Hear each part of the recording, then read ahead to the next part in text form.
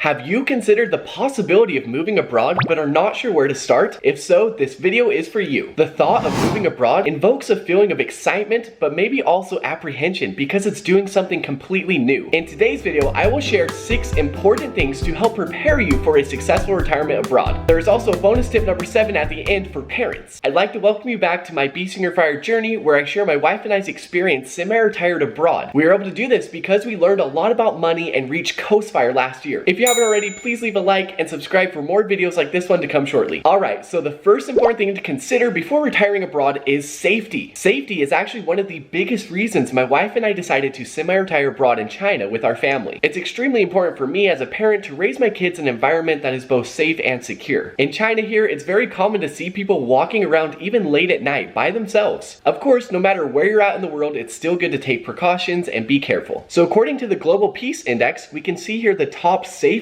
countries in the world. And just so you know, the US is ranked 129th according to the Global Peace Index. So safety is definitely an important thing to keep in mind and consideration before retiring. Now onto the second thing, which is quality healthcare. So in this channel, I have many other videos that act as retirement guides for other countries such as Malaysia, Thailand, Portugal, and more. You can definitely check out those videos for more details on the healthcare in each of those countries. But ultimately, before deciding to retire in another country, it's important to understand 4 things about healthcare. First, the cost. Second, accessibility. Third, insurance requirements. Level of quality. Generally, as a rule of thumb, if you're in a larger city, you may have access to higher quality healthcare, but again, that all depends on your circumstances and where you actually end up retiring. According to the CEO World's Magazine Healthcare Index, here are the top 10 countries with the best healthcare in the world. These countries were chosen due to the overall quality of their healthcare systems, their healthcare infrastructure, professionals such as doctors, nursing staff, costs, etc. This next thing to consider is crucial: having a plan for your money. First, you must understand the cost of living in the country you plan to retire and then make a budget according to the expenses that you'll have each month. There's 2 websites that I personally love using. There's internationalliving.com and numbeo.com. It's great because not only can you see the comparison of cost of living for different countries, you can also break it down by category and city. Alright, so once you have an idea of the actual cost of living in the country you plan to retire, it is crucial to make sure you have enough money saved up in your retirement accounts. I just recently posted a video about how to retire in Bali, Indonesia,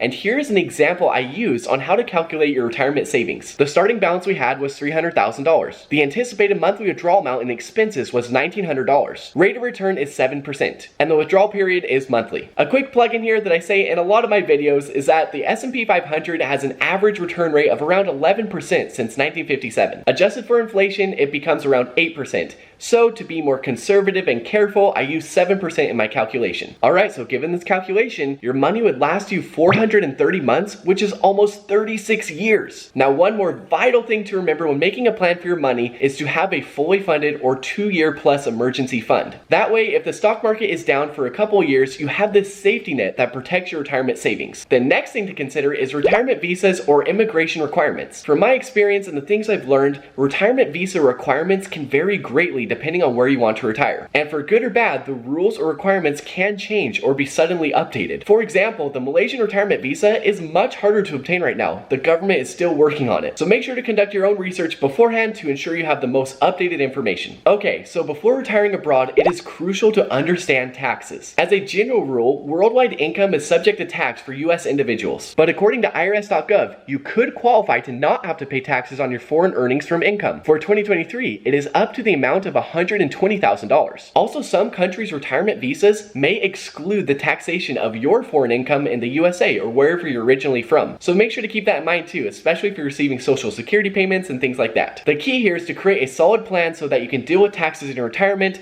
and it's not a bad idea to consult with a professional as well. And number 6 is to visit the country you plan to retire in first. This will help you get a feel for the culture, people, food, and environment. Here, I'd like to highly recommend that it's important to be open-minded. It's normal to experience a culture shock in the beginning, and you'd be shocked by how much your mind can be opened and how much joy you can experience by learning about another culture. At the end of the day, we're all just people with similar needs and interests. My experiences being semi-retired in China has been extremely positive. I've met incredible people, ate delicious food, and have learned many valuable life lessons. By visiting the country or countries that you'd like to retire in, it'll definitely benefit you in many ways and help you make a decision that you won't regret. Now onto a bonus tip for parents: make sure to consider education education and education expenses. Every country's rules and regulations for education may look a little different. Another thing to consider is overall costs. You can look at costs for public, private, and even international schools. Typically, the cost for private and international schools is higher, but there may be benefits that interest you. Remember that regardless of what type of school it is, public, private, or international, it's important to consider what language is being used in the school to teach the students. And also make sure to know beforehand which country's education structures or programs they use, such as the K-12 program, which is used in the US. Alright, so I hope you found these 6 tips helpful and also the bonus tip for parents. If so, please give this video a little love with that like button and subscribe for more content to come.